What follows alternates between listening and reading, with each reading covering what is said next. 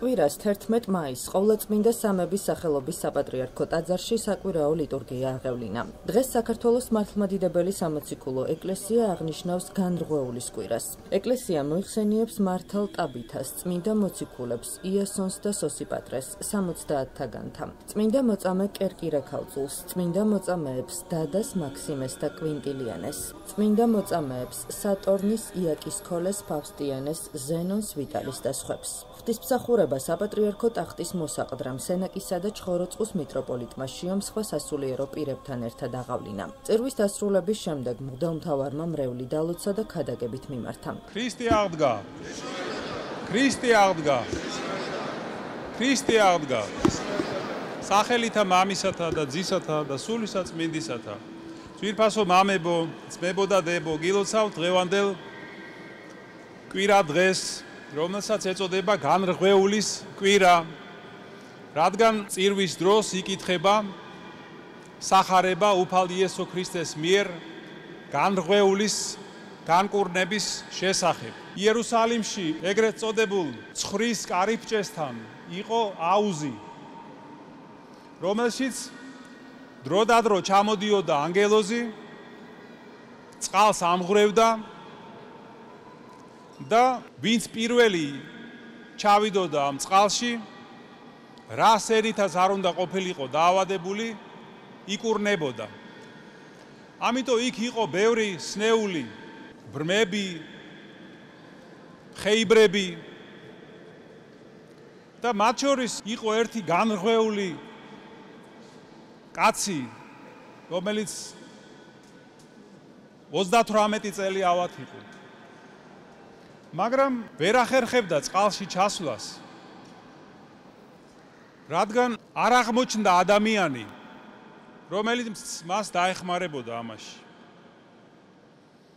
აი უფალმა იგი დაინახა, შეებრალა და განკურნა თავისი ყოვლის შემძლე სიტყვით.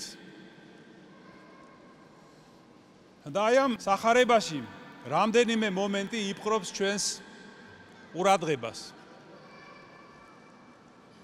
აი წარმოიდგინეთ, რომ ამდენ ხალხში ერთი ღვთისმიერი კაციც კი არ მოიძებნა, რომელიც გამოიჩენდა ადამიანობას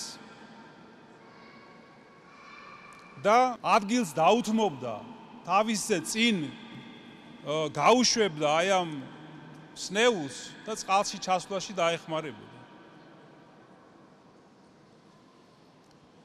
და ასეთი რამ თანამედროვე ცხოვრებაშიც ხდება. შეიძლება ადამიანი ცხოვრობდეს დიდ ქალაქშიც, მაგრამ სრულიად მარტო გრძნობდეს თავს. ვერ ამჩნევენ მის გაჭირვებას, წუხარებას, მარტოობას და ადამიანი შეიძლება დაიღუპოს, იმიტომ რომ არავინ არის მისი შემწე. და აი ამაზე ამბობს წმინდა იოანე ოქროპირი. ასეთ ადამიანებზე, ვინც უღმერთო ცხოვრობს, ვინც არ ზრუნავს სიკეთეზე, ღვთისმსრებების შესრულებაზე, რომ ხშირად წმინდა წერილი მათ ადამიანებათაც კი არ იხსენიებს.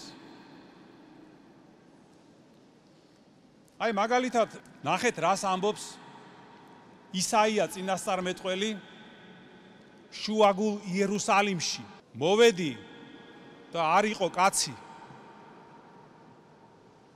ვიძახდი და არავინ იყო ხმის გამცემი. იმიტომ კი არა რომ მართლა იქ ხალხი არ იყო, სავსე იყო ხალხით. ეს მთავარი ქალაქი იყო. არამედ იმიტომ რომ იქ მყოფნი არაფრით ჯობდნენ არ მყოფებს. იმიტომ რომ როგორც ამბობს ისევ იოანე ოქროპირი, ადამიანს წმინდა წერილი უწოდებს და საერთოდ შეიძლება იწოდოს არა ის, ვინც გარეგნულად არის ასეთი, არამედ ვინც გაურბის ცოდვას, ერიდება ცოდვას, ებრძვის და ამარცხებს არაწმინდა ვნებებს, იღწვის სათნოებებისთვის და ასრულებს უფლის მცნებებს. და აი ეს ადამიანი იესო ქრისტემ შეამჩნია და დაეხმარა მას.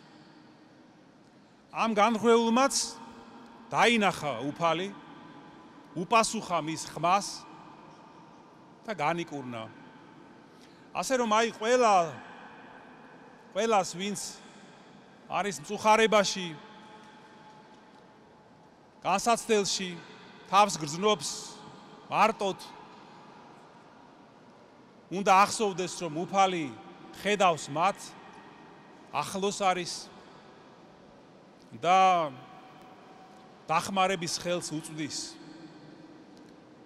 ოღონდაც ადამიანმა ეს დაინახოს და ღმერთი შემოუშვას თავის ცხოვრებაში. აი ამ სახარებიდან ჩვენ კიდევ ხედავთ იმას, რომ სნეულება დაკავშირებულია ცოდვასთან და განკურნება დამოკიდებულია გამოსწორებაზე, დაკავშირებულია შენდობასთან. ეს საიდან ჩანს, რომ უფალი იესო ქრისტე ეტყვის ამ როცა განკურნავს ამ კაცს, რომ აი შენ განიკურნე, ამიერიდან ნუღარ შესწოდავ, რომ უარესი რამე არ დაგემართოს. აი მართლაც ფიზიკური სნეულებები, როგორც თქვით, დაკავშირებულია ცოდვებთან და მათგან განკურნება კი დამოკიდებული არ არის მხოლოდ ექიმებზე და წამლებზე, არამედ სინანულზეც და გამოსწორებაზე.